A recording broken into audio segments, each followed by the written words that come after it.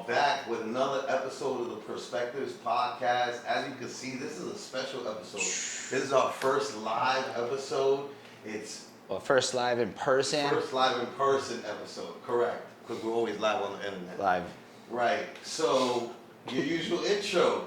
I'm one of your hosts, Littyyy Bro Flacko. To the left of me is our co-host, Holden Stephan Roy. Say hi, Holden. Hi, Holden. And today we have a veteran, a legend, New York City God, EO Dub veteran, Immortal Technique. Nah, for real. Big legends here. Thank you so much for I appreciate y'all taking the time Thank you, man. to sit with us. I appreciate it. 'Cause I know how crazy your schedule is. Nah, it's all good. We're in an undisclosed location in New York City, and I figured we have a lovely conversation. And sure, you can ask me anything, just about anything hip hop related or music or history, politics. You know, I'm an open book, bro. Unless you want me to talk about people's cases. Then I'm sorry, I have we nothing keep to that say. close. I have This nothing is to really say. just their life story. Right, so like we usually start out with our set of questions. I start out with, why don't you tell the people who you are, where you're from, and where your parents are from? Okay. My name is Felipe Coronel. People know me as Immortal Technique. I was born in el Hospital Militar de Lima in Peru, which is where both of my parents are from. They actually met in the Peruvian military, and they came out here because my father got a scholarship to go to college, actually in Haverford, in Philly. So my pop came to Philly first before he came to New York. And then from there, he went and got my mom, and then we came up here. And ever since then, I always tell people, you know, my dad experienced, and other Peruvians understand that was a very dangerous time in the state. Not just dangerous in terms of a war between CIA-backed paramilitaries and the Shining Path, but also an economic war where Americans just now are beginning to understand the concept of inflation. And I want to say something important. Peru went through 3 currencies in 5 years. So as much inflation as we may have during COVID, because I think COVID masked mass inflation, people were like, oh yeah, it's just the disease. Right. But now everything's worth double, 30%, 40% up, right? The highest transfer of wealth up. Similar case in Peru. The rich people there were still rich, but everybody poor, they went to the store and their money was worthless. Imagine somebody telling you that $100 bill is only worth $20. Then 2 weeks later, that $100 bill is barely worth $5. And then they tell you these bills are worthless. They don't mean anything anymore. So my father, he got one of them visas that they give people that are smart. And they were like, yo, listen, you want to get out of here? We have stuff to teach you about here. We want you to run like weapon systems or whatnot. So my father, he was really good at sound, right? See, my father can't sing. He can't carry a tune. He can't even sing Happy Birthday on key. But he could tell you everything about sound and the modulation of waves and things like that. So when I was a little kid, I used to go to his office and look at the oscilloscope. And he wasn't like the big professor. He's just like the student there. But I would be like, oh, so the professors loved that I was like a sponge, like a little kid. So I learned about magnetism. And then, of course, I was forced to learn a lot of different languages because we didn't know where we were going to live. So we ended up coming here to Harlem. And at the time, my dad thought that it was a good idea to move his family from Peru to find peace here in New York City, in Harlem, in 1980. So you're gonna understand how crazy I was gonna ask what this place 5 years was. that the bro, currency insane. that it went. So we came here. We came between like the late 70s, early 80s. Right, late 70s, early 80s. So we came here, top of the 80s, and New York City was a different world than it is now. Like, for example, I went downtown on, I think it was July 4th to see the fireworks display, right? And I was like, Dad, what is that? And there was a pile of wallets and purses on 42nd Street when we were walking downtown. And my dad said, that's what the pickpockets left. I'm not lying. That's how it used to be when I was a little kid. They was like, and I'm shit you not, they didn't care what was in the purse. These weren't valuable, Gucci bag. It was just a bullshit JC bag. There was like 20 purses, and like when I mean like a leather wallet that looked like this, the wallet was ransacked. Like the tongue was ripped out. Yeah, this was that's the most backwards. important This thing. was everything. I was like, Getting oh my everything out God. and then throw it away. Everything. Wow. But it was a different city, right? I different saw violence, drug abuse in the middle of the street. It was just like Yeah. robbery. People would walk up to you like, yo, can you give me money? And niggas just got a gun, like, and my dad would he'd be like moving me away from the people that are robbing other people. It was just, it was a lot. It was a lawless city. How old were you when you all came here? I was roughly 2.5. Okay, so basically all your life. But for most of my You life. know what you really know. Right. I think what the big difference with me and the reason that I can still speak Spanish and I know a lot about my culture is, and not necessarily that you have to do this, but when I was 7 years old, I went back to Peru for the summer, and I stayed there. And my dad was, I don't know how to describe this to y'all because it's a foreign concept to kids these days, but my father was a scientist but a survivalist. In other words, he believed that a city kid's life was not enough. So he used to take me out to the woods in the middle of like rural Pennsylvania, and he would teach me how to swim a river, right? He would teach me how to move with the current. He would teach me how to fish. He would teach me how to hunt and know what food is the right thing. Like he said also to me though, something I'll never forget. He said, listen, if an emergency happens in the city, don't run to the country. Every stupid person from the city is gonna run to the country, and they don't know how to live here. They don't know the difference between the mushrooms that make you see Jesus and the mushrooms that'll kill you. So don't come out here. Stay with what you know.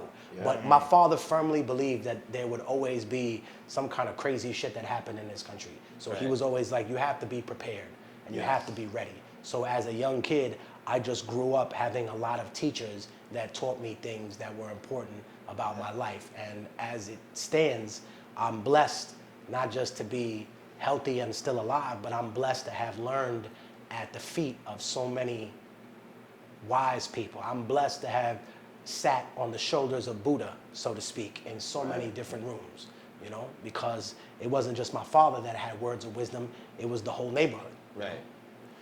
So that's super interesting because one of the big benefits for somebody like me coming from Montreal, and a lot of people watching this, is that we don't have the full context of what life was like back then. And typically how we start this, we have a big convoluted question, but the short version of it is, the sounds and the music and stuff that we hear as little ones impact us greatly to this day. And a lot of times when people go into the musical exploration of artists, we only really focus on our attachment to music, which tends to start more in an adolescent era.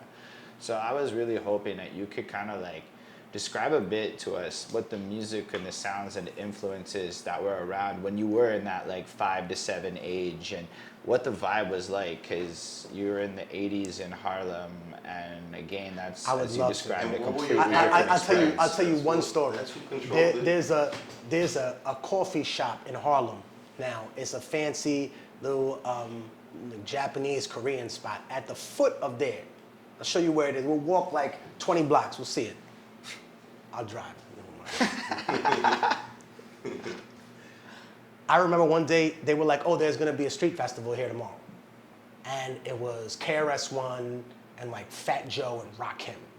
And I always remember after the show, Chris stayed to talk to people about hip hop.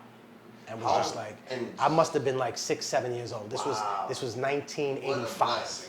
85. Wow. Also up here, they used to have these Grant Memorial festivals. Yeah. Right? I was explaining to them about all the time when I tell you this was when the culture had not shifted away from boom bap and the original hip hop. See, some people have to recognize that hip hop, regardless of the criticisms it may receive now, it's in the lineage of black music. Right? Absolutely. In the same way country music, it's in the lineage of black music. It's just the blues for white people. Right? That's what y'all doing. Y'all talking about the blues. It's giving you the heart and soul. They may have a silly southern accent to some people, but to the South, man, they just telling the real. And when I hear the stories, I'm like, okay, I can't automatically assume y'all racist because y'all doing this music. Y'all talking about being poor, white, having no support from the government, having no support from anybody else, and y'all trying to make it. So what? What's the only thing y'all been hanging on to this whole time to make y'all feel superior? Some shit that they don't give a fuck about you. You learned that the hard way when they gave you $600 for 2 years and told you to go kill yourself. So it was like, to me, I saw the impact of all that music, and what I saw up there was the lineage of hip hop and jazz and reggae, because that's what they played up there. It was Guru who would come there, Branford Marcellus was there, anybody who played any wind instrument, there was people from Benny Goodman Orchestra, old as hell, up there, and they played live, right? Live Midnight Marauders and the People's Instinctive, all that live, the whole record, the whole record, dude. So not only was the jazz vibe strong, but the jazz people would bring the hip hop artists in. Wow. And then there were reggae bands, and they would have people just freestyling over the beats, because you know blues is in the lineage. That's where a lot of the reggae, soca, a lot of the rhythms. But we, as even as so-called Latino people, because we're indigenous to this land. Just indigenous facts. The truth is that a lot of our music, and that comes from Africa as well, and we've been in denial about that. And I think it's for a variety of reasons that we can get into later, but it's important to note that Southside, Bomba, all those were in the lineage, but the thing that answers your question is that I got to see the lineage live. I got to see the progression of the show, because they didn't start with hip hop.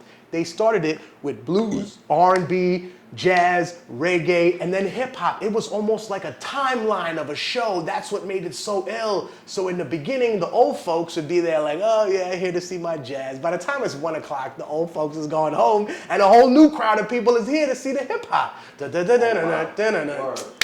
literally like the flow show. And it's a way to include like literally the whole community. But it's also super interesting now, because especially where I'm at, people push it in boxes pretty heavy, right? So it's like, yo, if I'm all about boom bap, I'm all about this, there's nothing else. Or El Drill, or I'm all about the broads and the girl music. I get it. But in this case, you're saying that even at the inception points, it really was a cultural exploration of all of it, but including everyone in the experience, which is the opposite of the attitude that a lot of people put out today, which I find just mad interesting.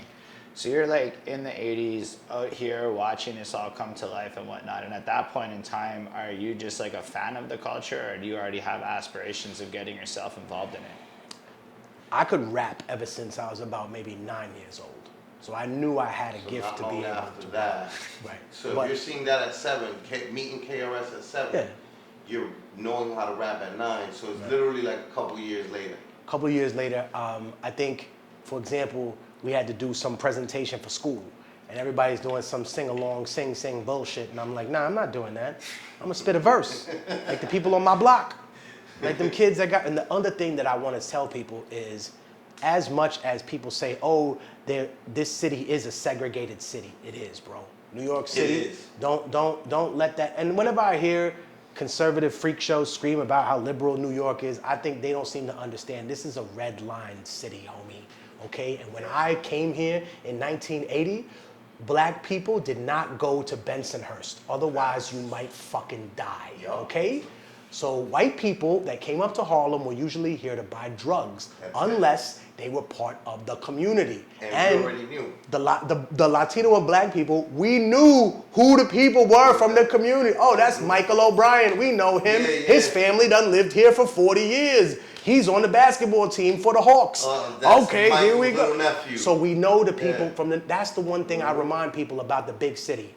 Please don't play us like we don't have a community or a neighborhood here. Right. I know people. I know everybody in Harlem in a certain side. I know who the neighborhood crackhead is, bro. We know him. And it's not like we use that as a colloquialism, because really now we have a different terminology that have to be sensitive to people. Right. And I'm not angry at that. Sure, it's a person that has an addiction to drugs.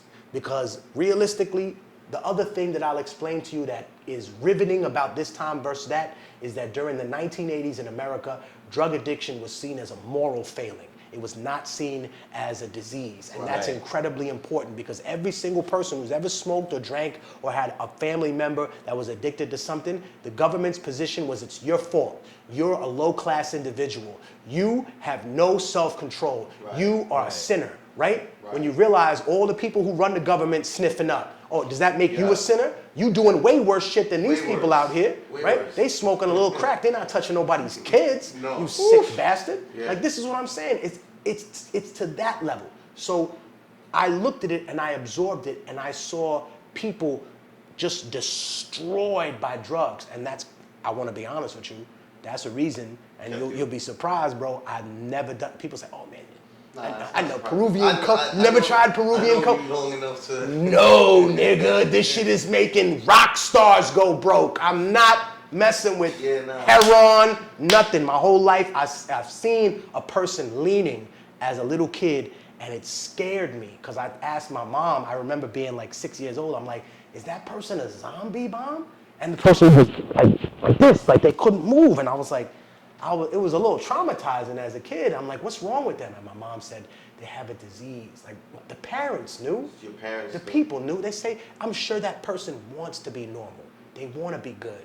But Right. they started getting addicted to something Yeah. because the brain doesn't know the difference. And then, as a young person, I learned that addictions are not just mental. They physical. So it's even worse. It's like, if I stop taking this shit that's killing me, it's going to kill me quicker. Right. Right? So at what point do people, one, accept some personal responsibility for what they did, but two, at what point does the government tell people, well, you're not an evil person, you just have a disease? And I think that point is when a lot more rich people and the children of people in power began succumbing to this disease. And that's when, unfortunately, it became an opioid epidemic and not a drug war. You declaring war on children. You declared war on families in this country. That's what I saw growing up. I saw a drug war. I saw police that lived in Harlem that their job was to rob drug dealers. They weren't out here making money the nice way. There's an old article about a precinct, the 30th precinct. It's right down the block. Matter of fact, if you want B-roll, I'll show you right the fuck where it is. You get it. It looks like a fortress. They arrested 30 cops there for being part of the biggest drug ring in New York City history. Wow. These people were extorting hundreds of millions of dollars, people say, from drug dealers, and they only confiscated like 20 million. But they say that at least 100 million worth of drugs that they confiscated and then were taken out the evidence room. Basically, they stole the part of American Gangster with Trupo in them when they come in and cut the coke and then put it. That's the dirty 30. That's where they got it from.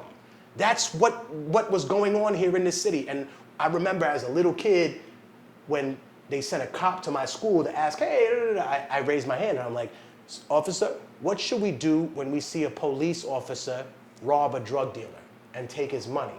And the guy goes, I don't know if that really happens. And I said, on my corner, I could sit you in a car and you sit there and exactly 3 o'clock, you'll see them.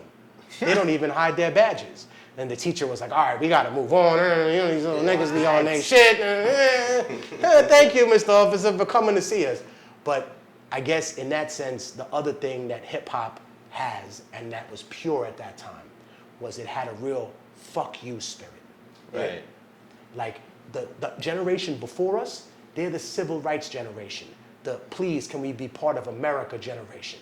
We not that generation.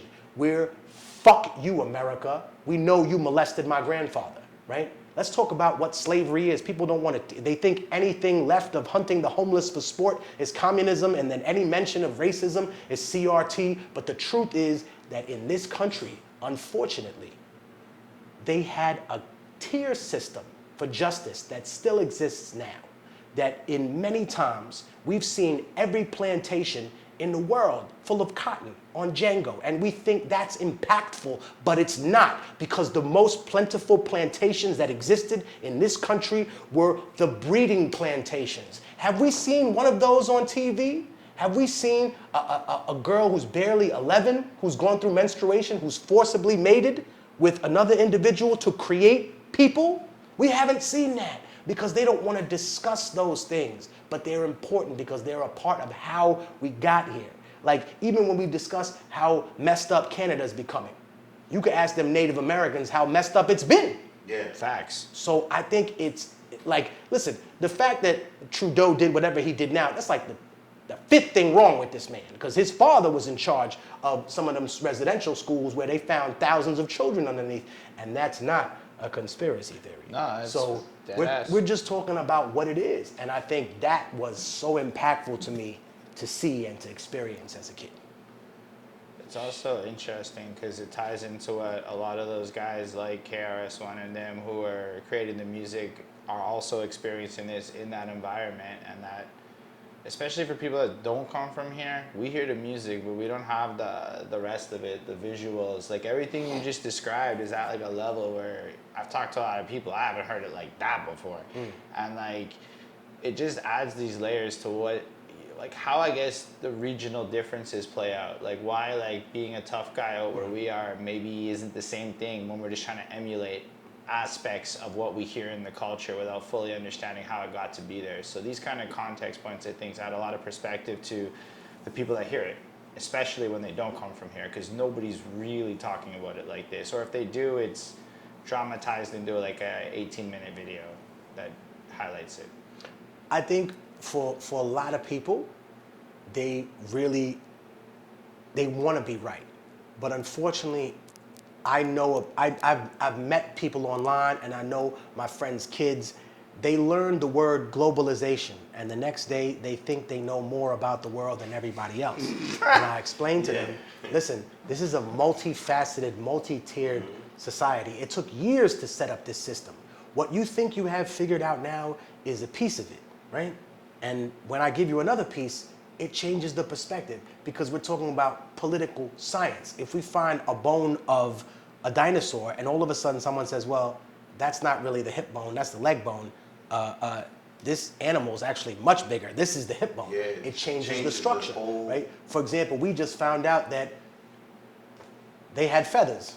Yeah. A few hundred years, they've been have feathers for millions of years, but we didn't decide they had feathers until a few years ago. couple years ago. Yeah. So I think in that sense, people have never, one, they've always exoticized Black and Latino people, but also I think that at some point there hasn't been enough humanizing stories about us in media, right? It's like if I go to the middle part of America and I hear somebody be racist, there's a part of me that thinks this person is an idiot and pathetic, and then there's a part of me that almost feels sorry for them, because if I was a white person that grew up in middle America and my only access to Black and brown people was Fox and whatever's on the news, then I would grow up with a very skewed perspective of what society is myself. If I thought that it was all okay, taxes equals communism, I would say, what about the great Republican President Eisenhower, who after World War II, are you listening, children, raised taxes for corporations to 90%. He said, y'all been double dipping. He said, matter of fact, you corporations, you've been triple dipping. You pilfered the American public just because we was at war with the Nazis, the same way they did during Afghanistan and Iraq. Either one, Bush and Obama. They played that little game. But he said, no, you gotta pay up. So in order to restructure the country, for 4 or 5 years, he taxed them out the wazoo. Now, was Eisenhower, Republican president, probably one of the greater ones, a communist? No, he just understood the sanctity of making these horrible companies pay taxes. And when we discuss reparations in this country, automatically white working class people get angry, but I'm saying it doesn't come from you, Steve. It comes from the financial institutions that built Wall Street on this. It doesn't come, the majority of those payments don't actually come from white working class workers or your taxes. The majority of those payments would come to people you built your stock market on this. You built your trading factory on this. We were the capital for capitalism, and you pretended we forgot that. And then when you talk about reparations, realistically, and I had this conversation with another brother that is on YouTube, Dr. Boyce Watkins. And he brought in an individual, Dr. Claude Anderson. He wasn't there at the time, but he explained about his conversation about reparations. And the truth about reparations is that African American people are not asking for just reparations. Wait, they're asking for the other half of reparations. See, one half of reparations was already paid to slave owners in this country. So they got their money. They paid for children, for women, for the people. We'll reimburse you for the liberty of these individuals. But the people, they got nothing. So they're waiting to get the same slice that these trading houses, bank houses, Bear, Lehman, Stearns, all them people downtown, everything they have, every building, every block, where did it come from? What was the capital for that? Even when you talk about down payment, when you talk about all these terminologies that people use, some of them come from slavery, realistically speaking. Layaway, layaway. People don't understand. Yeah, the slave will lay here away while you're paying for it. So it's impactful because that history has to be learned. It can't be denied. And when I hear people say, oh, you're just, that causes division. No, it causes Really the does. right kind of division between ignorance and stupidity. Sure, it's not dividing people as in we're all on the same side, because y'all wasn't on our side anyway. Yeah, You just right. use the issues that we have, whether you're a conservative or a liberal, they both do it in terms they of both do politics. it. They use the issues that we have to placate people Right. instead of actually addressing a lot of the issues, which is where hip hop comes in. Hip hop addressed those specific issues. There was no limit on the things that people could say, you know? And then when you hear the old people rap, you hear the reality that in hip hop, we had to fight against the civil rights generation when we first started. Because people came in and C. Dolores Tucker and the Reverend Calvin Butts, they were saying, oh, y'all are the N-word. Like they were calling young black artists that, like with a hard ER. That's what you want to be? They steamrolled the CDs. And I always remember, I'll never forget the steamroll. Farrakhan came to the hood. Like literally, like a steamroller? Yeah. Steamroller, literally look. steamroller. Yeah. It was like a whole press conference. Press conference, There was this- C. Dolores Tucker and all the people. Hip-hop that is were destroying standing the black against youth. hip-hop destroying- So yeah, that's why you hear all the early 90s hip hop, like if you hear Naughty by Nature, and he said, cussing wasn't nothing till a black man rapped, right? So he said, you mad at curses, but I hear curses on TV. Now you're trying to shelter our stuff, right? And then KRS, America was violent before rap, fact, of course. So if we're discussing any of these things, we're putting it into a light that's not gratuitous. Now, sure, people are putting murder out just because it sells. But at that time when the culture was invented, it was for a reason. Also, graffiti had a political spectrum, and that's what people don't understand. And especially since hip hop comes from Jamaica, let's not leave this out. Political graffiti was huge in Jamaica. And if you see in the Super Cat video, they say right there, they show police murdered Calvin, I think his name is Harrington, David Harrington, but it says right there, and that's what the Jamaican neighborhoods would do. Whenever a cop murdered somebody, they would put up a saying. And here in America, they said, oh, no, don't just put up the saying, put up his face too. So the mural culture comes from that. It comes from political graffiti that says these people killed our friend for what? Yeah. Because he refused to move his house? Always us trying to find a way to memorialize and give a voice to our voiceless selves. So mural culture is a protest and just another expression, like at the inception points, because I don't know I know a bit about graph writing, but I don't really know that much about it, because I know there's a lot of crime elements attached to it, so people don't speak as much on it in my experience, but that's super nifty. So like, it's just it really is just another element of this core counterculture that was fighting back against the social injustices. So it's really not about the specific genre of music or anything. It's more about the intention. Right. In the same way that, for example, I used to listen to all kinds of music because I wanted to sample different stuff as a little kid, and I'm like 14, 15, thinking of stuff. And I ran across death metal, and I was like, yo, this stuff is crazy. And I had a long conversation with a brother who did death metal, and I'm like, I get it. The demonic images are not because they're saying they worship the devil. They're saying that even though I look scary, I'm not half as scary as the people who have nice suits, who really worship the devil. And if you could see what they look like these disgusting figurines that we show in our stuff, because that's what their soul is. Is that what they? Right. And if I've they, never but that's what had I'm a saying. conversation Yeah. with a death But metal guy I'm to know saying that. if there's nuance in that, why can't Right. there be nuance in our culture? If Hollywood can humanize Hitler, Right. but you can't have Farrakhan on TV. Farrakhan, who came to the hood, and I don't agree with everything that Farrakhan said, neither, but I have a respect but he for came what- to the hood and he told a Yeah. group of young black and brown men, just remember, when you call a woman a bitch, that's a terminology that you did not invent. And I said, huh. Still out here calling women those names and being disrespectful and racist on the low. Here's the problem. We as a culture understand that this government just cares about itself and that it manipulates people because it needs one half of the poor to fight against the other half. Hip hop wanted to turn the tables on that. It wanted to show society how different it was. And so we come from the Black Panther generation. That's the OGs of hip hop, because we said, we're tired of begging to be part of this country. I'm tired, I don't have to sit at a lunch counter and someone pour a milkshake on my head to prove that I'm an American. My father died for this country, my grandfather died for this country, my great-great-grandfather built this country, and therefore I don't owe you a fucking thing. And when I met Elder Brother Smitty, who was a Black Panther, he took me under the wing and he said to me, I need you to map your whole neighborhood. I want you to do the map.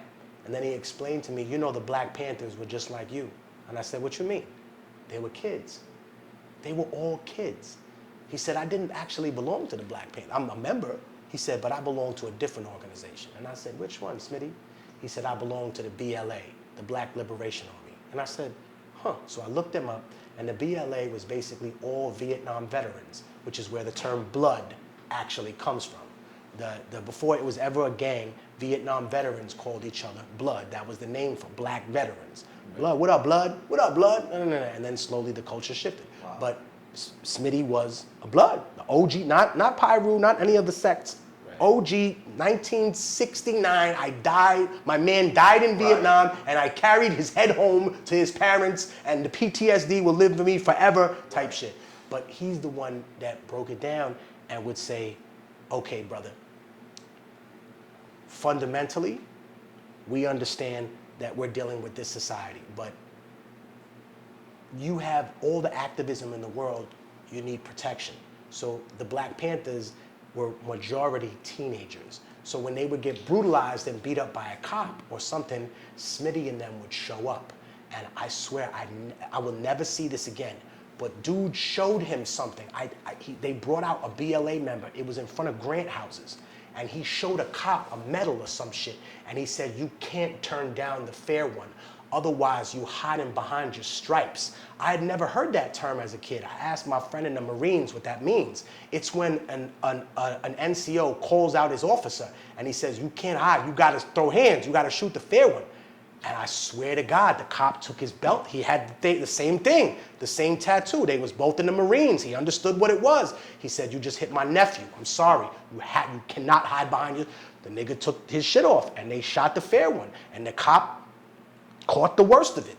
But he had to. And it's just like that type of stuff you don't see no more. They'll call it in. But back then, it was so fresh. It was like Vietnam was 10 years ago, bro. Right. You got to give this to me. You know, I fought in the same trench as you, sucker. You don't talk to people like that. You wouldn't talk to me like that if we was there. You talking to him like that because he's a little kid. And I was just like, is this real? Is this really going on? So I got to see stuff that just doesn't exist no more. Doesn't happen anymore at all. And it made a really big impression on me. And I understood that everyone in this society has leverage, and everyone has a history, bro. Everyone has a history in this country. Everyone, man, you done some disreputable shit, bro. And America's built off that. And unfortunately, we don't realize it, but that's why I always called Muhammad Ali America's Spartacus. Because since the beginning of time in Sumeria, in human history, in time in Sumeria, in Egypt, there was a thing called conscription. Ancient China, Europe, they all had it. And Muhammad Ali was the one that ended conscription in the United States. In other words, him standing up saying, no, I refuse to go kill these people here for what? For what? Yeah, for what? And as a Muslim, I say no. And as a Christian, another Christian should have the conscientious objector right. So because of that, we don't have a draft in this country. That's crazy for people that don't realize, but they replaced it. with a selective service, meaning that if the country declares war on a global scale, that you're automatically all getting drafted. So. And I'm pretty sure. They put a little. There's always a little fine print. I'm pretty sure that in between that happening to now has influenced the drastic increase in military enrollment stations all over the ghettos of America. Period. So that must have been like when they started pushing it in Hollywood as well, to the degree that they did, because somewhere around that when Muhammad, I think it was Muhammad Ali, that was in the 80s and whatnot. So if that happens then, it breaks it. My bad. No, it's all good. It's all good. It's all Something good. like China. But you touch on a good point. But then it's like immediately after that, you start seeing the American hero, the war hero, and I'm 90% certain CIA that, are the good guys, the right? military defense, they do pay Hollywood crazy money to make these movies with the particular intent of getting young kids specifically to want to join the army. Yeah. I appreciate you bringing that up. Do you remember when the Top Gun revamp movie that came out? When I was a kid, they had Air Force recruiting like little stations outside the movie theaters, waiting for kids to come. I'm dead serious. When they came out, they gave away Top Gun from Nintendo if you would sign up. Like they gave you a video game if you would sign up. And I never forget my dad, who came out the military, he walked by. I was like, oh, what's that? Can I play the video game? And my dad said, listen, do you know out of everyone that goes to the Air Force, and there's millions of people, do you know how many people they let fly the planes? Out of 1 million people, probably 1,000. He said, you know what percent of 1,000 a million is? And what percent of 1 million 1,000? And I was like, no, Dad. He's like, figure it out. And that was my assignment. And he was like, it's like 0.1%. I'm like, what the fuck? Y'all not flying nothing. Y'all swabbing the decks out here. That's what y'all doing? Y'all sleeping in the bottom of the battleship? This what y'all want? Go ahead, man. That's how they got a lot of young guys. But the truth is, what he brings up is incredibly important. Yeah. This society became extremely militarized, and when we talk about other countries that spend whatever on their military, it doesn't even compare. No. Because not only do we spend, but then you bring up that entire Hollywood structure has been geared towards pushing whatever war we have, whatever thing we have. And I think that's the part of our society that is the most frightening to me, because I see us becoming closer to religion. And one horrible thing that I remind people is that I disagree with the combination of church and state, but not for the same reasons that the United States was, and I'll explain. I don't think that it's just the church that corrupts the state. No, I think that may be true, but more seriously and more disgustingly, the state corrupts what people think the word of God is. Mm-hmm. So it's no longer this war in Iraq. It's a holy war in Iraq. For Jesus Christ, we must fight. Right. This is what people have been doing for years. Yeah. They've been having Christian jihads against other people for years. Came for a lot of white That's what the Crusades were, no? In many ways, but importantly so, as an anecdote through history, half the Crusades were not even against Muslims. Half the Crusades took place in Europe, and they were against Christians. The Cathar Crusade, the Livonian Crusade, right? The Fourth Crusade, the Children's Crusade, the Hussite Crusade, right? All of these things. As a matter of fact, during the Cathar Crusade, that's where people get the expression, kill them all and let God figure them out. The Pope and his men came to the south of France, and they found this little town that was inhabited by half Christians, like Catholics, and half Cathars. The Cathars believed that Jesus was lesser than the Father. He was a creation. That did not fit. That was not that was not canon. So we got to get rid of y'all. They went to the town, and the Pope legate says to the Duke at the time, he goes, but aren't there Catholics that live in the town? He said, yes, I believe there are, but God knows who his people are. He said, kill them all, let God sort them out. That's where it comes from religious fanaticism. When we talk about the trajectory of the left in this country, right, the fake left in America, which is really neoliberalism. It's not, Democrats don't represent that, but the trajectory of the right is towards religion and state coming together, and what they call the theory of the 7 mountains, which I never see discussed on podcasts. If you look it up on Google, the theory of the 7 mountains are the 7 things, the 7 parts of society that conservative Christian ideology wishes to take away and make religious. 1, education, religious education. Then the military should be all Christianized. We shouldn't have other people fighting.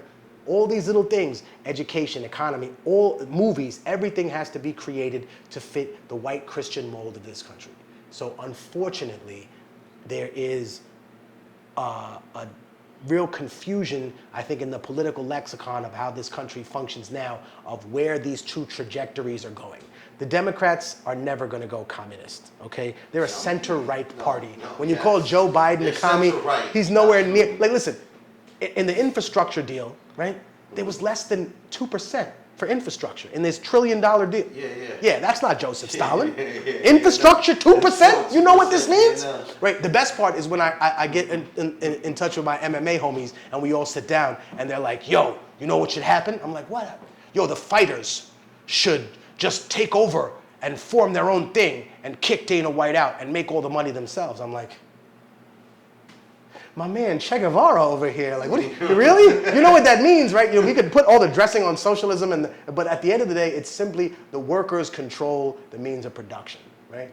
In America, we have this idea that, like, if you talk about capitalism, you could have capitalism that is predatory, and then you can have free market, which is just everyone. When America goes to another country, it don't set up a free market, it sets up a monopoly. It doesn't say, hey, anyone else here want to make some money? Oh yeah, call up all those black-owned companies and see if they want to help us pilfer this gold mine somewhere in Nigeria. No, they say let's set up a monopoly.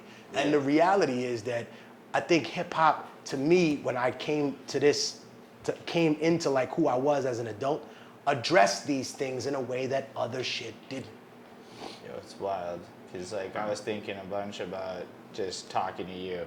And in 2008, I bought your Third World album. Thank you. And that was the first time I'd ever heard a rapper actually speak on a lot of the topics you had put on there. And in a sense, via your own actions, you got me 2 years later end up learning a whole bunch of stuff because you talked about a bunch of Google points and whatnot that nobody else had that I'd heard before. So like, as you're saying this to me, I'm like, wow, that's like literally the epiphany I had about you all that time later, like this week.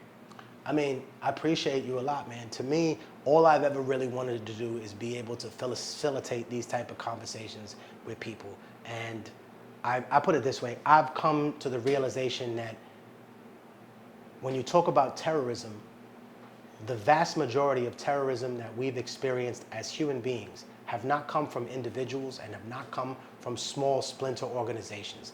The vast majority of terrorism that people experience comes from government terrorism, right?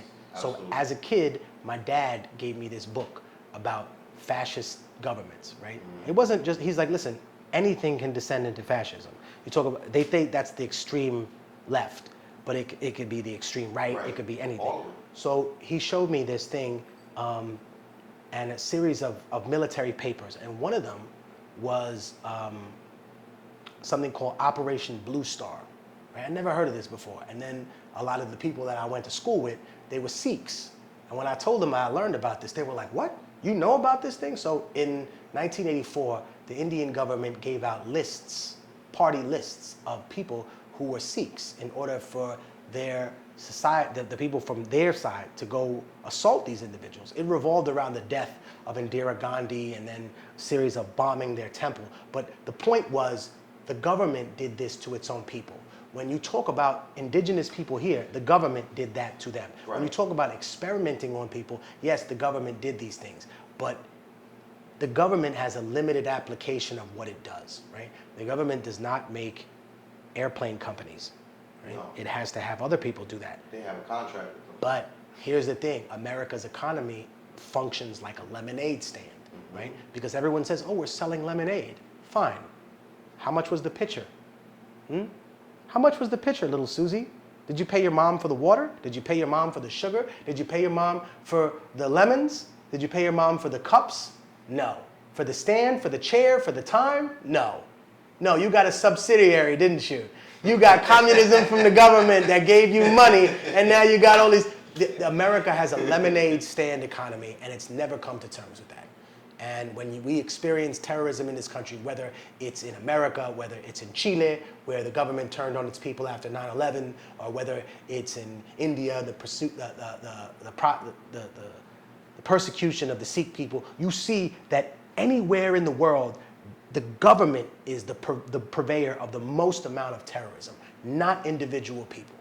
And even when you talk about the individuals now, like I had a big blowout with a lot of people on the fake left at the end of the Obama administration, because I said, this abomination in Syria, this isn't helping anybody. No. And the people that you have there, they're Al-Qaeda. Like, I went nuts. I was like, look, I know that WikiLeaks isn't perfect, but I was like, look at this. These people are from Al-Qaeda. Weren't we just fighting these motherfuckers 10, 12 years ago? And now we're paying them to go kill people in Syria? And there are people on MSNBC saying that this is acceptable. You were the same people 4 or 5 years ago telling us that the war in Iraq was an atrocity. Absolutely. Now, when we bring up war in general, you could say, yes, well, Technique, what about the Ukraine? Hey, that is heartbreaking to me. And that is disgusting what's happening there. But let me be very clear. When American media says that the Russian people don't know anything about what's going on in the Ukraine, I think that's a double-bladed sword. Because you're right. They're ignorant to the vast amount of war crimes. But I would say that the people of Russia know about as much as what's happening in the Ukraine as the people in America know about the atrocities that took place in Iraq and Afghanistan. And I'll bet my life on that. Yeah, because they showed us countless pictures of people dying in the Ukraine, and not once have I seen you blow up an innocent person in Iraq. Well, why are you hiding the footage? Is it because it wasn't a glorious victory, right? Why don't you turn the body cam on? It's not to protect us, it's to protect you. I was just having a conversation about that, about how after the Vietnam War is when they saw the backlash that when the American government saw the backlash that they got from the American citizenry because they were still they were doing old American tactics, right? Let's air this war for you to see how great we are at war. We're the best. We're killing everybody. Look, we're gonna put it on TV, us killing these people. And when the youth backlashed against it, that's when they stopped airing wars, and now all they show is airstrikes and the aftermath of war. But before, they don't show anything during the war. They don't show us killing out in another country the way that we freely kill in other well, the way that they freely kill. I don't like associating myself with people that I'm not associated with. They also use drones, and drones are super impersonal. Like I went to Pakistan during Obama's administration. It was when the Malala girl was talking to the UN. It was during that phase. So while I'm there, their perception of the United States was unexpected. They were irate. On the one hand, the American government is giving them money, and some however the American government to the elite upper crust of society. To the government of Pakistan. Trickle down economics, yeah. No matter where it is, it's just them pissing on you. Simultaneously, they're sending drones constantly to certain provinces at the same time. They're giving them money and bombing them. At the exact same, and I'm like, it was so confusing. They did not know how to react to America, but nobody in Pakistan saw Obama as a good president. They saw him as a war criminal. And I was like, wow, that was, and then you look at it and you're like, that guy I believe he sent more drone strikes than Trump. I might be wrong on the number, but or relatively speaking. I think when you look at the information, Obama, and one of the biggest criticisms about his presidency is that the drones were functioning off what they call metadata. So it didn't matter who in possession it had, it was basically a strike target. But here's an interesting thing. I went to Afghanistan in 2009 because I opened up an orphanage with a group called omaid.org. And it was run by Afghan sisters, this sister and her husband, really good people. And we built an orphanage and a school for 20 children with the proceeds from the third world. And one thing I saw is I went to bin Laden's old hideout. They brought me there. And they said, this is how precise the US missiles are. This is how precise they can be. Not only did they hit the building that he was in out the whole compound, they hit the side of the room that his bed was in, that he sleeps in. So you're telling me that you can do that? And Afghanistan was very similar. Because it's like, yeah, we don't want the Taliban here, but you bombed the wedding last week. And it's not a coincidence that those people are opposed to your occupation. and you had a precise strike on bin Laden's target 12 years ago, and now you don't know what you hit. You can't get a You know what you hit. You know what you hit. Really good point. You know what you hit, bro. Like, how about this? When there's, like, I had mad friends of mine in the Marines, so people don't know this, but I used to, I was gonna go to OCS when I was a kid. I was gonna become an officer in the Marine Corps. That's what I thought my destiny was gonna be. So I used to run with them in the morning at like 5 o'clock, and a bunch of them like came back. And when they came back from the wars and everything in Afghanistan, they were just like, yeah, people, they know, they understand that they're being played. And one of the greatest things that I kind of brought back from their experience was people around the world think that America kills all of its friends and makes friends with all of its enemies. Who are its friends now? Vietnam, that's an ally they're using against China for their issues in the South China Sea. They're friends with Japan. How do you become friends with somebody after that? I don't know if I could be friends. I don't think we could call like, it friendship. But it's a using strategic resource. Yeah. Right. But all of the people that it had in its pocket, Iraq, they were in the pocket. Yeah. Saddam Hussein, they went to war with the Ayatollah for them. Right. Gone. All the people that had this kind of, and I really took a minute to absorb what my life might have been like if I hadn't gone and gotten myself incarcerated. And when I came back out, it's not like they didn't want me. They were like, yeah, you can enlist, but you can't be an officer with a criminal record like that, you know? And you have multiple assault charges and multiple, you know what I mean? It's not like there's just one. We were willing to look over all this shit, but now you have two where recently, this is what I really went and got incarcerated for. I broke two people's noses here in New York. One random kid I used to go to school with, sorry about that. And then, no, I'm being real. And then Definitely say sorry about another kid, just some rando. And then I went to school and I got into a big brawl, and yeah, we hurt someone real badly. And I look back at that part of my life and I just think that it was dominated and controlled by just a lot of egocentric violence. The need to feel that you have to correct people from disrespecting you. And that mostly comes from individuals that live in a society where they find themselves powerless.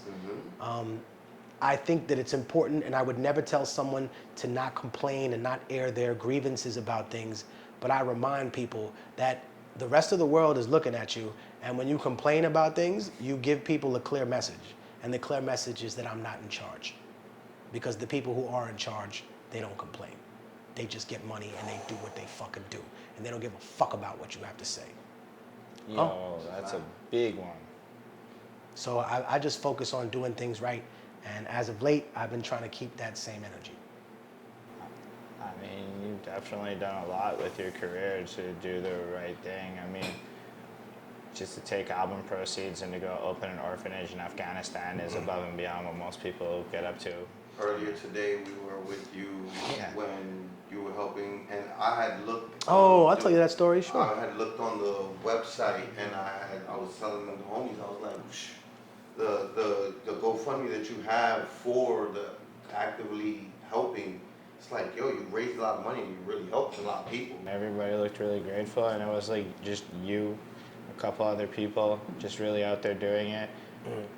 I mean, we have to follow city regulations. So for the entire pandemic, if you serve food, you need gloves and a mask. You just need to be patient, and you need to understand that the people out there, and mind you, I'm not trying to play politics right now, but New York City had a horrible mayor called de Blasio. Yeah. And he's gone now, but he canceled these people's food program.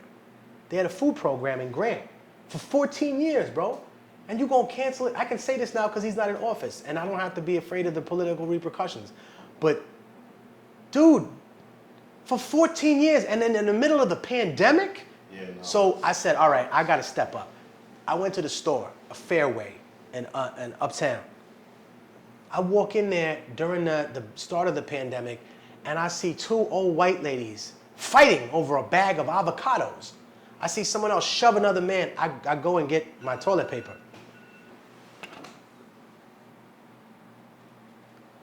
I go get toilet paper. I damn near have to shoot the fair one with somebody over 12 packs of toilet paper. I had to pull out the taser. I'm like, yo, make the fuck out of here. He was like, oh. My parents can't deal with that. Yeah, nah. They're 70 years old. Yeah. So I said, here's the other problem. I'm not a spring chicken, right? I was born in 1978. So back when I was a kid, TV had 12 channels, right?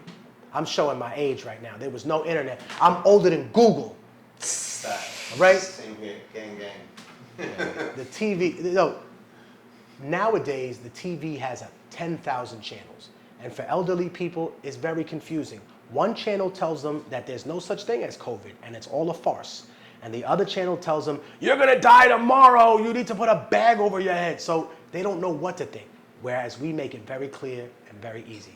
Please stand in line, social distance a couple of feet away, and we'll take care of you. And what we basically did is we copied the Black Panther Party breakfast program, except we did it for elderly folks. And we said, in our community, in the Black and Latino community, and there's white people, Asian people in that line too. So I say in our community though, the elders generally take care of the kids. So that's why we give away Pampers and all that kind of other stuff to them, so that while mommy and daddy are out and grandma and grandpa are home, make sure that they have something for the kids. We also do Pedialyte, and we have it there, but we basically give out a 2-week food pack. And that's been something that the community has been very dependent on. People, they've been kicked off Social Security. Some people have lost their status. We don't require them to give us a card, to give us a name, to give us anything. And now the precinct has become familiar with us. The whole neighborhood knows who we are. They know we out there doing good. Right. Like if I see one of them cops on the street, I'm not gonna say hello to y'all. We don't like each other. Right. But you know I'm doing something good. I don't bother y'all. Right. Right? So y'all don't come bother me. I don't ice grill y'all. I let y'all walk right by me without saying a word. But now they know, okay, these people, they're doing good things in the community. So whenever they come by, we're not bothered. At first, though, they popped up and they were like, what are you doing? What are you giving away? And I'm like, food for people? And we had to be very careful because they were like live food and they opened it up. Like, whoa. I said, I'll give you a sample bag. Go ahead. No, but it has a good ending. So I said to them, I said, no, it's all canned goods. I'll follow the city regulation. Then we went inside the Jackie Robinson Center here at Grant. We had a conversation with them, and we actually signed up to become the NYCHA food program that covers them every other week. So we started doing this at Grant houses. Everything by the books. We went to Albany houses in Brooklyn, right? Marcy, all of them. Marcy was once, Albany houses was.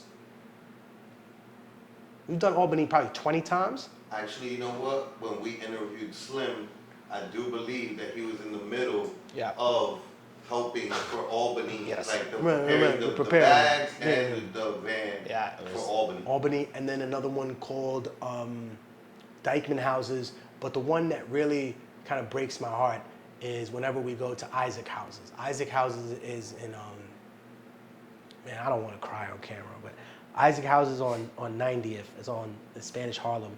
And some of the residents, they so old they can't leave their house. And it just reminds me of my grandmother. My grandmother really recently passed away. She was 105 years old. Wow. So she was super old, and like when I see them people, they always remind me of her. So I'm blessed to be able to help those people. And that's just good food for the soul. And during the pandemic, bro, my whole life changed. Everything, that's something that I can do immediately. And now I can funnel that money. Hey man, is this getting low? Because we started out with about $90,000, right? And we've been doing this every week for 2 years. Yeah. We started March 2020. April 2020, when the pandemic really hit. Right. We were the only cars on the street. The same month that Vice passed away, rest in peace, Vice versus P.O. That same month, you guys started up, but it was actually, it's funny. I spoke to him and a couple of other people. I was like, yo, I'm gonna do like this charity thing. I'm gonna be out there. He's like, yo, assassin. He's like, yo, that's how you know. That's how I know it's official. He's like, assassin. He's like, yo, dude. He was like, yo.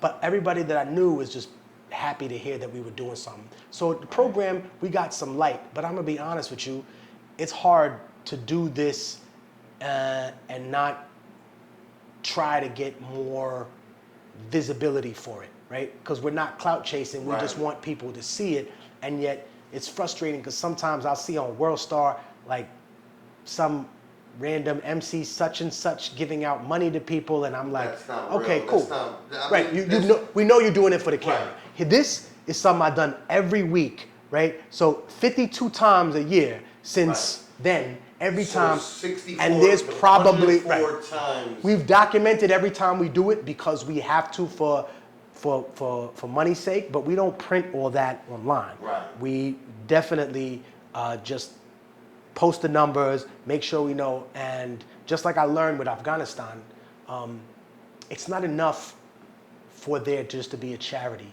The charity needs two things. It needs transparency and it needs believability.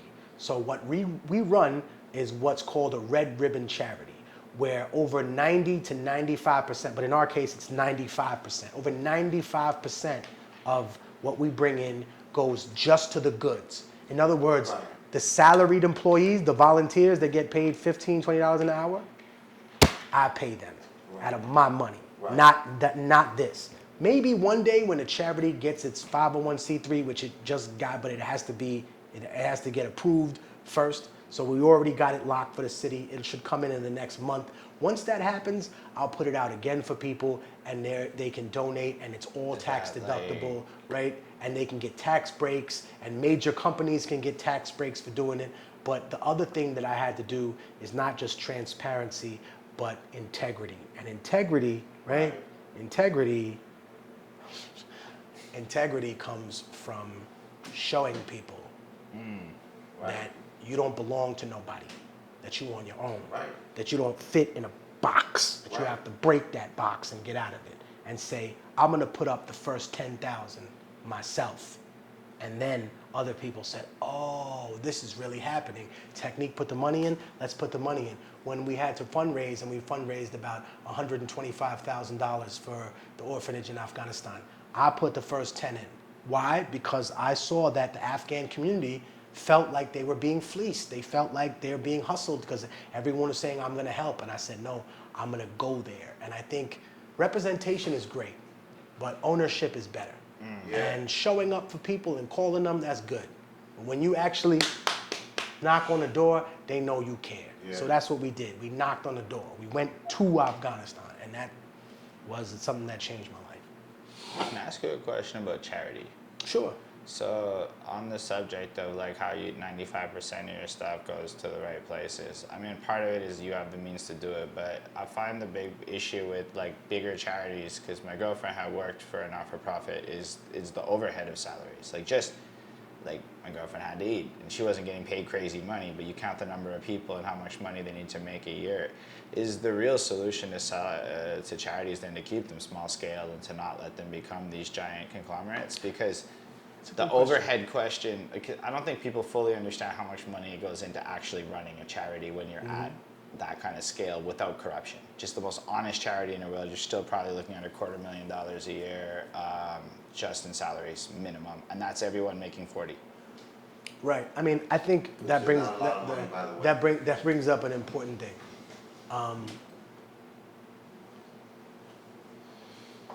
Yes, I think they're more functional when they're slightly smaller, more interpersonal with the community. I think a larger world charity can get to places easier than some people to help, but that's because they have become this giant monster machine. So when you look at something like the Red Cross, a giant amount of this goes to the overhead for the people that work there. But, you know, I get it. They're coordinating, they're working on stuff, they're in an office. But at some point, there's a lot of pork in that barrel, right? Yeah, at some point, someone's cousin gets a job, someone's brother does something. At some point, it becomes nepotistic. And I think that it was the great Robert Michaels who said that whether it's democracy or whether it's communism, eventually they all have to fall in line with the iron law of oligarchy, because that's where they all go to. And in many ways, we don't call them oligarchs in this country, but that's what we have. We have plenty of rich oligarchs. Yes. And if you have the benefit of being associated with one of those people, well, they don't pay taxes, right? That's what people seem to understand. In this country, I'm gonna just break down because it's totally related to what you said. We have this image that there's the upper class, the middle class, and the working class. But Marx and Adam Smith, in other words, communism and capitalism actually agree on one thing, that there's people who own the means of production. That means that you're the boss. And then there's the worker. The idea of the middle class is not actually anywhere in capitalism's writings in its original foundation. That doesn't exist. Right. It's just the object of mercantilism, the mercantile class, right? That's what you think you are. You're not the mercantile class, because in this country during the pandemic, you had people that realized, oh, I'm not middle class, I'm a worker, because they just shut everything down for me. That even though I have a nice house and a good job, I'm worth negative $500,000. I know doctors that are worth negative $400,000. And you people have to find reasons to operate on people to pay them back. Unnecessary surgeries, doing shit you're not supposed to do. And there, in line, is the corruption of the system, because what are we really doing here? Right. And then, so, does charity get played into taxes? Charity, to me, and the way I saw that affected in this, is I think that overall, all human beings are charitable people. Right. I think that all human beings are born naturally with empathy. And I'm not a psychologist, so I'm not trying to analyze anybody who's watching this, but I think you have to have something terrible and traumatic and horrible happen in your life for you to not be able to feel empathy for other people. You have to have really been fucked over by somebody, and I'm sorry that person hurt you, but you have no right to take that out on other people. You have no right to question the sincerity of other individuals that are involved in this. In terms of the charity that we've done, we have covered every single base that we possibly can. Now, the charity, obviously, taxes, all these other things, once you get the official 501c3, that's very different. But what I've discovered is that most people are charitable people. And even the people online, when they say, oh, do you need this? They could take it and sell it if they wanted to. But they say, no, I don't need the pads, or I don't need the insurer. Or I've had brothers from the hood roll up on us and be like, yo, what y'all got? Oh, y'all got food? And then they look at the line of people and they say, oh, no, I'm good. They need that more than me. I've seen that in the middle of a pandemic when people don't have a job. When people are still struggling, And they still acknowledge that these people have it worse. Yeah. I've seen the good part of humanity. So when I say New York City, please don't think I'm just talking about the negative shit. I've seen the people do the best shit for other people in this city. I've seen some, right. City. People get it confused, and people. I have this as somebody else who also traveled a lot and has traveled the world. Like, there's a misconception that people have of New York City being this, oh, it's rude, everybody doesn't, listen. Well, we're not nice, but we're good people. We're not nice people, but we're good people. Like, oh, they expect in other places you have less people. So it's easy for you to say, good morning to your next door neighbor. Right. In New York City, you can't say good morning to everybody on your block, Right, everybody too on many the train, everybody that you pass on the street on the way to work. There's a clip on the internet of two people fighting on a platform, and one person punched the other person until they fall into the train tracks. And then they pick them up out the train tracks. That's New York City. Watch that clip. You understand New York perfectly. That's amazing. You know, he punched you in the face, you started a fight, you got washed, and you got thrown in the train tracks. But the homie don't want to kill you. He's not trying to kill you. Yeah, not trying to kill you. See, this is interesting because being a formerly incarcerated youth, I learned something really, really ill in jail. That if two people want to fight, you cannot keep them apart. Nope. But if two people really, really don't like each other, you can hand each one of them a knife, and you can find out if they really hate each other. Mm-hmm. Because people who really don't hate each other, they will say that's not necessary. Yep. And people who really hate each other will say, give me mine first. That's it. That's what I learned. And I seen people that even in that situation, even in a place like that, where everyone thinks, oh, it's the inmates that are, no. That's why I said, and it's the lawyers, not the inmates trying to fuck you. It Because starts the from the reality, top. right? That's the reality that I faced. And being that I had such a crazy like jail experience to the point where I got thrown in a hole multiple times for things that I didn't even do, and they were trying to make me do the full 2 years out of the 1 to 2. And I literally found a prison counselor, and this lady is an angel because I can't find any record of her ever working at the prison. And I tried, I paid people to find her because she was so kind to me. She took me and said, Mr. Cornell, you don't belong here. And I feel like you have other problems in your life that you're dealing with. And I was like, what? And she basically told me that I would probably be better off in like a rehab than I would here. So she approved me for a rehab. And also, the warden at the time hated the deputy warden. And when she came to me, she said, I'm gonna tell you something that I'm not supposed to tell people. And I was like, what's up? And she said, the deputy warden is just a racist man. And I was like, what? And she's like, this man collects Nazi memorabilia. Oh, like, wow. we're talking about Confederate flag, like all kind of shit. And I've heard him talk about black people and talk about like Native American people in a really, really horrible way. And she's like, I'm not associated with that. And she's like, I believe that you've done a fair chance. You completed all your assignments. You did all the work you're supposed to. You deserve a shot, but Hill's not gonna give you a shot.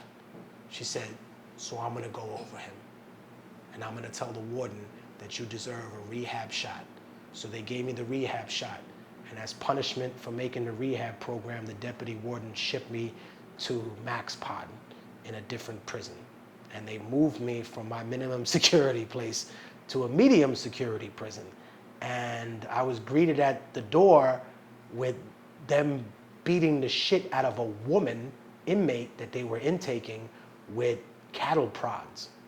And the officer turned to me while he was shocking the woman on the floor, and he said, if I'll do this to a white bitch, what you think I'll do to you? And I was like, what? It's hard ER, hard yeah. And I'm like, and he said, get up, bitch. like on some, like, yo, dude, it was like watching the last scene of Return of the Jedi. Nigga was like, yo. Her right there while she's on the floor. And I'm seeing this, and I'm like, and yo, he said the right words though, because all the black and brown people looked at each other, and he was like, if he beating the fuck out this white lady, bro. Yeah.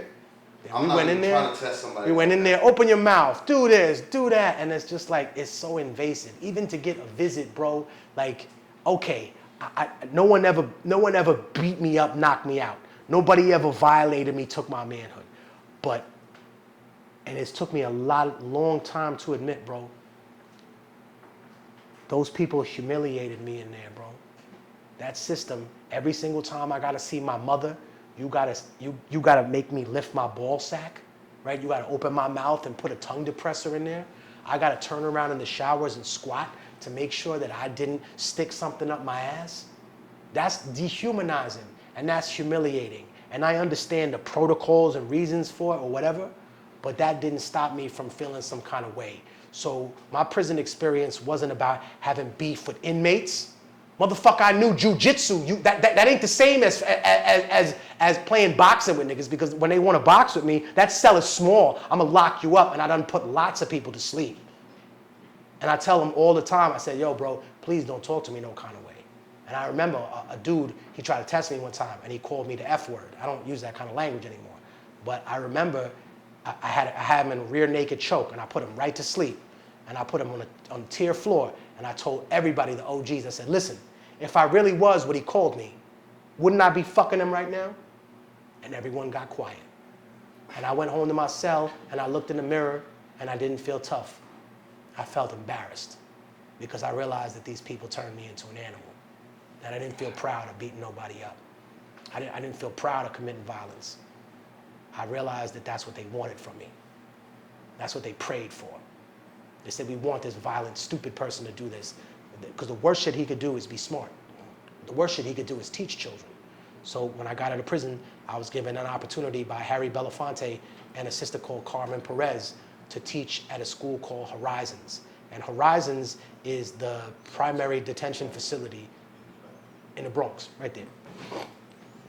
And it used to be Spofford and Horizons, but they closed Spofford because of all of the federal violations. People died, children died there of meningitis and shit like that. That happened on the island recently. The meningitis medicine is $38. Bro, $38, man? You couldn't get this kid, what the fuck is wrong with y'all? Come on, man. And I get it. There's very little sympathy in the citizen community for people in jail, but these people, they didn't kill nobody. They didn't touch nobody's kids. They didn't rape nobody, right? Those are the people that run your government. No, but right? even still, $38 to save a life, even if they did bad things. That's the whole point of being in jail. That is the punishment, in theory. But I think that's wherein it gets kind of crazy, because as a kid, there's a reformer program. But as an adult, there is no rehabilitation program. Like, that is taken out of the equation, in a sense. And for me to experience that as a young person gave me the will to go back and to teach. And I always remember the class that we taught through Harry Belafonte's organization called Sankofa. It was myself and Carmen Perez, and we taught a class called Confronting Trauma Through Writing. And the kids just wrote stories about all kind of stuff that we didn't know if it happened to them or it happened to other people. But these stories are heartbreaking. And I remember watching a video of a psychologist who worked in a prison, and he was working with young children. And the story he told was not the same as the story I heard, but very similar. And it was a story about a young person, a young kid, who was put in detention because they say that he molested his older brother, his younger brother. And so they brought this kid to prison. They had beaten him up in jail. He was 12 years old. No one had talked to him. And finally, the prison psychologist sat down and said, I need to have a conversation. You can say whatever you want. And the first 3 times, he said the kid said nothing to him. And the third time, he said, hey, man, do you want to just write something? Write whatever you want. And he said the kid wrote a story about how there were 2 brothers, and one of them was being sexually assaulted by their stepfather every night. And so in order to protect his little brother, he put a battery up his little brother's ass so his little brother couldn't get raped. And the school psychologist came home and cried. And I didn't read that exact same story, but I read stuff that affected me like that. And I get it. It's not explainable. It doesn't make sense to that 9-year-old, 8-year-old that would protect a 4-year-old by doing that. But if that's being done to him and no one knew about it, then it boggles the mind. So I just tell people that's the reason why more people aren't teachers. They're not helping people out here. That's the reason, because it's a toll. It takes a lot on you. It takes a lot to hear stuff like that and still keep pushing. It takes a lot to deal with that and still have to go out and do whatever you're supposed to do that day. It takes a lot, yo. It's very, very emotional. But I think those are the scars that people don't remember that they have. Imagine if you got hit by a car and you never went to the hospital.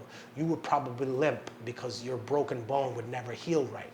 But if your trust was betrayed, if you were beaten or tortured or assaulted as a child, then most people trust regular. They trust like this. Oh, trust. Trust. You don't trust like that. Them kids trust like, nah, fuck that. Yeah. If I caught, all right, cool. And you have to learn to understand and respect someone else's pain. So I know some of y'all have seen me on a long journey. I used to argue with strangers and rip them to pieces online for fun. I used to troll people. I used to fight people in the street. Some of y'all know me from being a high school bully, all right? Some of y'all know me from being an animal out in these streets. And some of y'all know me from being a good person. And I guess all I'm trying to say is that I had a long journey and a good character arc. And I think that I've come a long way, and I want to make and continue to keep making positive changes in the neighborhood. Yeah, I mean, you are definitely one of the more legendary characters out there. Yeah, no, facts. I mean, listen. Any it's last one of those questions, things man? where, like, it's one of those things where, like, honestly, I've seen it, right? Like, you know, I've never questioned your integrity with anything. You know what I mean? You've always been solid about everything. I mean, if Holden has a question, I mean, I had a whole bunch, but like, All right. We you just know what I had mean? I stuff. also figure maybe one day we'll get a part 2. And No, no, you know what? Real quick, let's go over EO Dub and how I got started there. Yeah. Cool. So I was invited down to this thing, and it was an open mic at Baby Jupiter, Right. way long time ago, and I just showed up, and they were letting anybody get on stage. And if that's one thing I could say about the golden era, it's that the only thing, and there are things that people say are great equalizers in this country. Fuck that. The cipher was the greatest equalizer I ever seen. Because if you were nice, people were forced to respect you. I mean, white, Filipino, black, it don't matter, bro. You nice, people like, yo, who's that? And they come in the cipher. I saw somebody talk about, to interrupt you real quickly, Yeah. I saw somebody talking about you, he knows these names better than me. What's Aesop Rock? Uh-huh. Aesop Rock. I forget, you guys were at a Scribble Jam or something. Slug atmosphere. But No. It was after the Rocksteady battle. The Rocksteady battle in 2000. So in 2000, I battled out of 144 MCs. The only last 2 left standing were me and an artist, man, rest his soul, my old friend Idea. And Idea and me had 3 battles, and that was the first one. He won in overtime. We battled to a tie, and they made us do overtime rounds, and he took the overtime rounds. And the last overtime round was an a cappella round. And I was so mad that I fucked up the a cappella round that I went home and I worked on nothing but a cappellas. And I am now the master of a cappellas. I start the show with them. I can understand how to ad lib. It's very easy for me. I will never fuck that up again. Thank you, Idea. Because an amateur practices until he gets it right, and a professional practices it until he can't get it wrong. So I caught up with Idea later on because Slug and Atmosphere had a show at Wesleyan, and I just assaulted him. I was like, nah, we're not done. And I just started spitting at him, and he came back at me, and I would say I got the better one of that. Slug has that footage, though. And Idea was like, yo, dude, you were really mad about shit, huh? And he was like, yo, you came hard today. He was like, yo. And then there was another time we was on the radio in Minneapolis, and then after the radio, we had a little thing, and I would say he got the better of that. So 2 out of 3, you got it, my brother. Rest in peace, Idea. The I love cipher you, that man. lives on YouTube, bro, like, I saw people talking about it like, yo, because it's not titled with you guys' names, I don't think. Right. And it really is just like the top comment is like, yo, can you believe it? Immortal Technique, just all these names all in the same video that it's like, you guys, like later on, you know, like, same as EO Dub, right?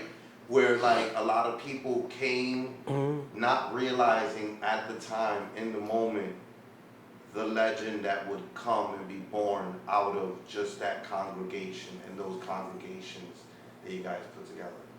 And so I think EO Dub, to me, was that great equalizer, that great cipher that people could always count on, always go to. And I think one of the things that really encompassed the spirit of EO Dub was after 9/11,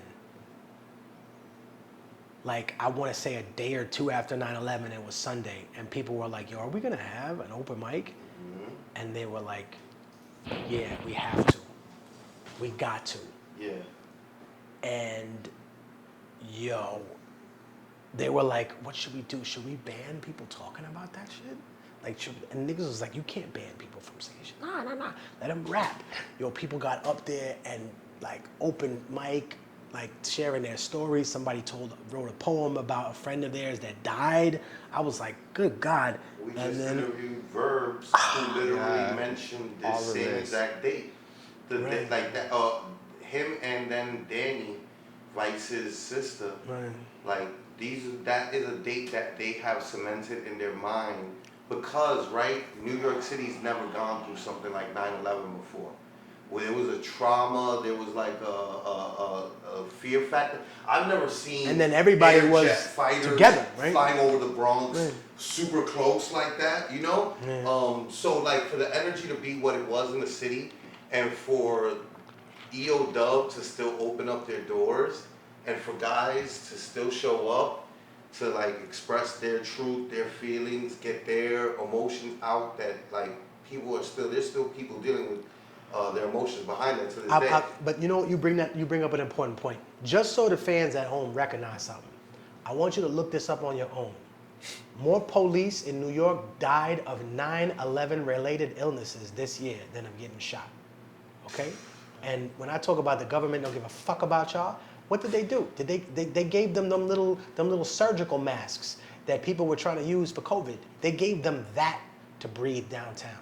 And the shit that blew my mind is, at the time, elder brother Smitty, right? God rest his soul, he introduced me to another brother you could find on TV called Aton Edwards. Aton Edwards is a survival expert.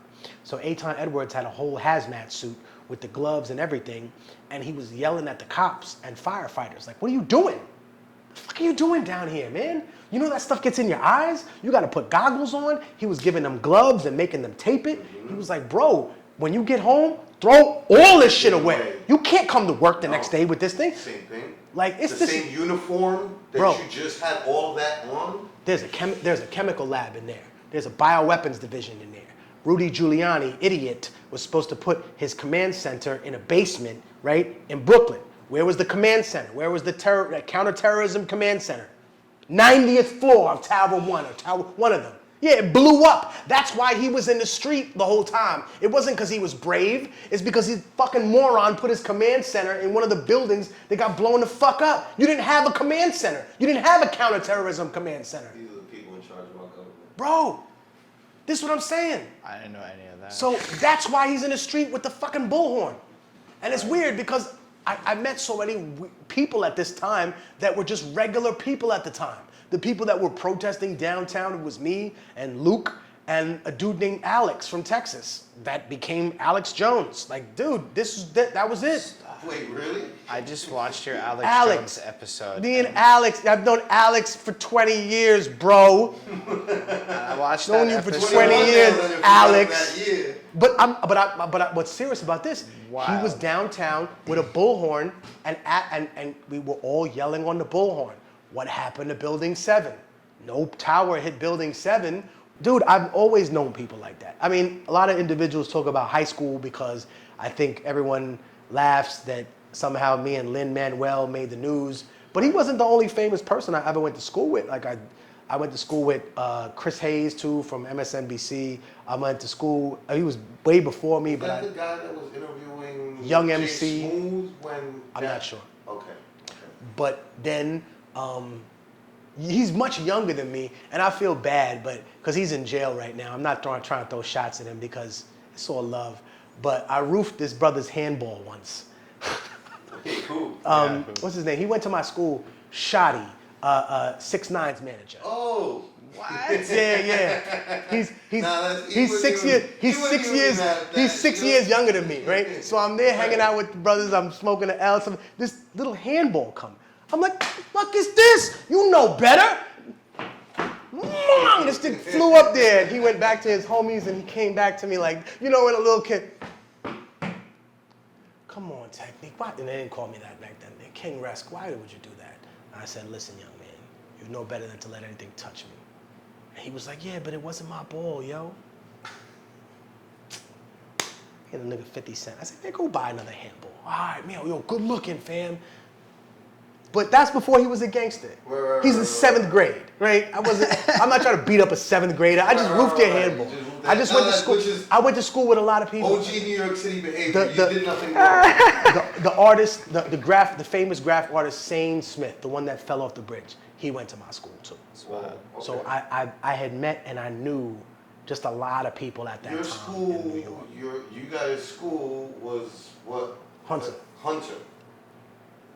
So I went there, and It was interesting because at that point I didn't understand the term code switch, but now I perfectly understand it. Like I went to school at a place where people were like, "Oh yeah," and I got in because, again, I was good at math. My dad was in the military for science. But you weren't ready to code switch yet. No, I did it easily because Okay. I spoke multiple languages. Okay. Copy. So as a little kid, my father would force me to speak French to the people who lived in Montreal. We were talking off camera about Right. Montreal. Right. And then when I was a very little kid and I moved to this country, I was just learning English. So my dad used to take me to the Natural History Museum downtown on 79th Street. And in order for me not to have an accent as a little kid, because he said to me, unfortunately, you could be a scientist in this country and be a better scientist than a person that speaks English correctly. But if you have a certain type of accent, they're going to look down on you. The French accent, they'll always kiss your ass because it's a European country. But let it be the Spanish accent, the Haitian accent, an African accent, Indian accent, they'll look down on you. Right. He said, don't give them that. So I went to the museum with my father, and he used to make me say the names of all the dinosaurs in there. So when I was a little kid, I knew the difference between a pterodon and a dinosaur. A pterodactyl is not a dinosaur. You're from a totally different family that includes a Rhamphorhynchus and a series of other things. Now, if you want to talk about the headstrong dinosaurs like a Pachycephalosaurus or those other things, sure, bring the paleontologists and let's have a wonderful time. I learned all this stuff as a little kid because my father was like, "Doh, this society is tailored against you. You have to survive." Like, That's still a lit way to teach English and shit. No, it's a great way for you to master language, especially too with all those vowels and all Right. those words. I mean, so I got into the school because I was trilingual at a very young age. Wow. And I just was able to communicate with people. And then I wasn't really, really good at sports except soccer. I was really nice at soccer. And then I was a chess champion as a little kid. So that's something that always affected me because I won a lot of tournaments and I went to 4 national championships as a little kid. And I remember being young and learning the game from my father and getting to a point where it wasn't fun to play him anymore. That's weird, right? It's not fun. Like, you want to play with me? Mom, I'll be there in 4 minutes. Like a cocky little kid. Right. And I remember my father used chess to teach me a lesson. Awesome. I was out here, I got caught writing graffiti, breaking the law, and some stupid shit like 11, 12 years old. Cops stopped me. And they didn't arrest me, but they told my parents and all this other stuff. And my dad said, there's a guy from Bosnia in the office that just came to the college. And he said, he's the youngest guy there. He's 24 years old. And he said he has 2 PhDs. So I said, what, Dad? They said, people think he's the smartest kid in the room. He said, but let me ask you something. He don't play chess. Do you think you could beat him? And I said, Dad, it's not a question of whether I could beat him. It's how you want me to beat him. I'll crush him. He said, that's how the police see you. You're so smart about everything else, but this is their game. You lie to them, they know. Yeah. Right? And he said, I'll do you one better. Don't deal with the feds because they don't already know the answer. They're not asking you questions because they want the answer. already know. They asking you questions because they See, want to they- hear what yeah, you they say. see That's what- it. see what And you're- I was so blown away by that as a little kid. So yo, definitely, like, not to be abrupt, but like, he gave us an hour, and I believe we've gone way past gone that. way past So this is a blessing, right? Hold up, actually, let's be precise. You own things, right? Like, we were a few minutes late up to some generous Big time that facts. the man gave us, right? appreciate you. And not only did he not like give us any shit about us being late, and then our setup, he gave us an hour past that Yeah. time and has stayed with us past an hour. So thank you, Tech, so much for your time. Yo, Perspectives Podcast, Immortal Technique. I'm here. Love y'all. Peace. So yo, Shout just out to the EO Dub fans. Facts. EO Dub, rest in Amazing. power, my brother Vice. We love you, fam. Yeah. and y'all can make sure to follow End of the Week at their website, eodub.com, eodub.com. That's where you'll find all their socials. And yo, also, thank y'all for watching, because as much as you know, my life just got enhanced by this lovely conversation with Immortal Technique. Thank you. But you all being there, y'all make it a show and y'all make it much more wonderful. Make sure to like, comment, subscribe, all that good stuff. But for real, thank you for being here with us, especially if you watch this far deep. You went this deep, you're a hero. So take care, everyone. Take Live care. long and prosper. Thank you very much.